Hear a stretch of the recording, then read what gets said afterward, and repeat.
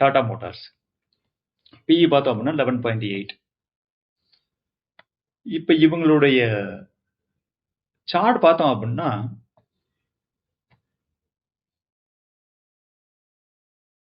All time ஹைல இருந்து almost ஒரு 40% கீழே வந்து ட்ரேட் ஆகுறாங்க. இவங்களுடைய இப்ப மாருதி பாத்தீங்க அப்படின்னா மாருதியோட பிஇ பாத்தீங்க அப்படின்னா 32.2, M&M 32.26, Hyundai 38, Tata Motors 11. Tata Motors தவிர மற்ற எல்லா ஸ்டாக்குமே வந்து பிஇ வந்து ரொம்ப அதிகமாகவே ட்ரேட் ஆகுறாங்க. என்ன ரீசன் சொல்லி பார்த்தோம் அப்படின்னா அவங்களுடைய ப்ராஃபிட் அண்ட் லாஸ் ஸ்டேட்மெண்ட் பாருங்க. இது இவங்களுடைய லாஸ்ட் இப்ப 2023ல வந்து இவங்க ப்ராஃபிட் ரிப்போர்ட் பண்ணது 2690 crore. 2024ல 31,000, ஆல்மோஸ்ட் ஆக்சுவலி மோர் தென் 10 times. 2025ல வந்து கம்மியாக ஆரம்பிச்சிருச்சு. தேவ் ரிப்போர்ட்டட் 28. அதுக்கப்புறம் இப்போ டிடிஎம் ப்ராஃபிட் பார்த்தோம் அப்படின்னா 21,000. ஸோ தேர் ஆக்சுவலாக அவங்களுடைய ப்ராஃபிட் வந்து கிராஜுவலாக டிக்ரீஸ் ஆகுது. This is one of the major reason actually. Tata Motor, why actually it is trading with very low valuation. ஏன்னா investor actually look to invest consistent company. இப்ப இவங்களுடைய நெக்ஸ்ட் ப்ராஃபிட் எப்படி இருக்கும், நெக்ஸ்ட் இயர் ப்ராஃபிட் எப்படி இருக்கும் அப்படின்றது ஒரு prediction இல்ல. ஈவன் இவங்களுடைய ப்ராஃபிட் பழைய ஹிஸ்டரி பாத்தீங்க அப்படின்னா there are actually lot of negative reporting also. இப்ப இதுவே நீங்க வந்து மாருதி சுசுகிய பார்த்தோம் அப்படின்னா அவங்களுடைய ப்ராஃபிட் ஸ்டேட்மெண்ட் சம்திங் டிஃபரெண்ட் பாருங்க.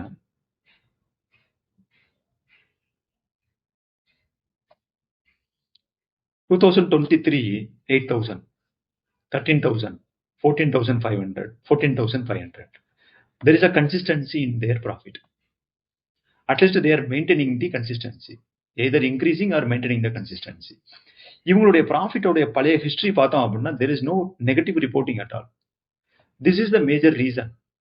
ஏன் வந்து டாடா மோட்டார்ஸ் வந்து லோ வேல்யூஷன் ட்ரேட் ஆகுது அப்படின்னா there is a future growth prediction. அவங்களுடைய growth வந்து நல்லா இருக்கிறதுக்கு சான்ஸ் இல்ல அப்படின்றத வந்து இன்வெஸ்டர் எதிர்பார்க்கிறாங்க. அதனால வந்து அவங்களுடைய growthக்கு தகுந்த மாதிரி வந்து பிஇ வந்து கொடுக்குறாங்க.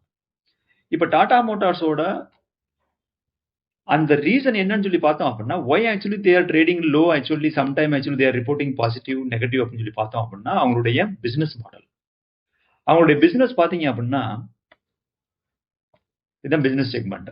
ஜாகுவார் லேண்ட் ரோவருடைய பிசினஸ் வந்து 71%. 71% ப்ராஃபிட் கமிங் ஃப்ரம் ஜாகுவார்.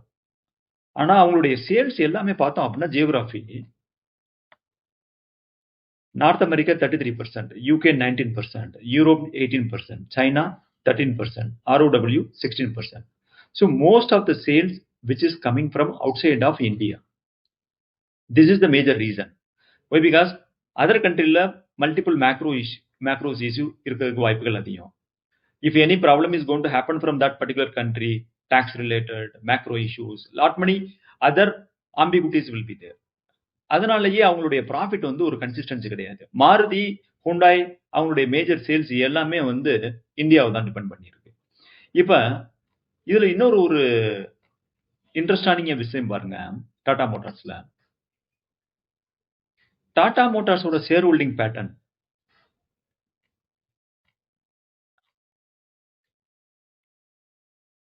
பாருங்க.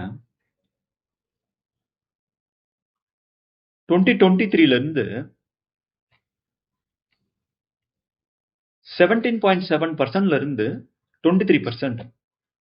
இது யார் வாங்குறா அப்படின்னா நம்மள மாதிரி வந்து ரீட்டைல் தான் வாங்குறாங்க.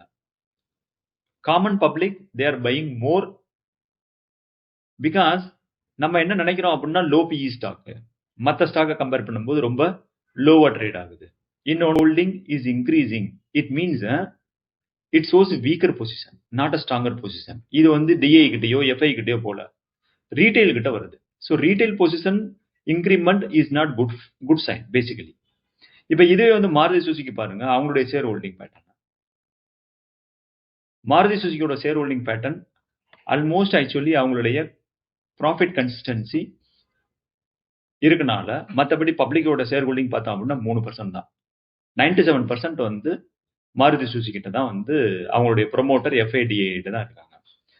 Tata motor even though actually corporate company, highly ethical company, Tata group of company இருந்தாலுமே அவங்களுடைய ப்ராஃபிட்டோடைய கன்சிஸ்டன்சில ப்ராப்ளம் இருக்குது. ஸோ என்னுடைய வியூவில் வந்து பார்த்தீங்க அப்படின்னா ஒரு ஸ்டாக் வந்து லோ பியில் ட்ரேட் ஆகுது அப்படின்றதுக்கு நம்ம வந்து உடனே போய் வேல்யூ பைன்னு சொல்லி வாங்குறது கரெக்டான விஷயம் கிடையாது. அவங்களுடைய ஃபியூச்சர் growth எப்படி இருக்குது, whether actually they are going to report good profit in future, if they are not going to report in good profit நம்ம வந்து அவங்களுடைய டேர்ன் அரவுண்டுக்காக வெயிட் பண்ண வேண்டியிருக்கும். ஸோ வெயிட் பண்ணிட்டு if we have some visibility, இப்போ அவங்க ப்ராஃபிட் வந்து நல்லபடியாக கொடுக்க போறாங்க அப்படின்ற ஒரு விசிபிலிட்டி இருந்துச்சு அப்படின்னா then actually it is a better position to buy for that particular stock.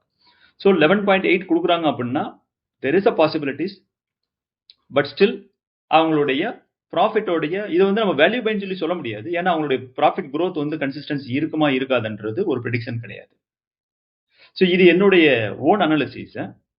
By and sell recommendation, I request you please do your own and take your call.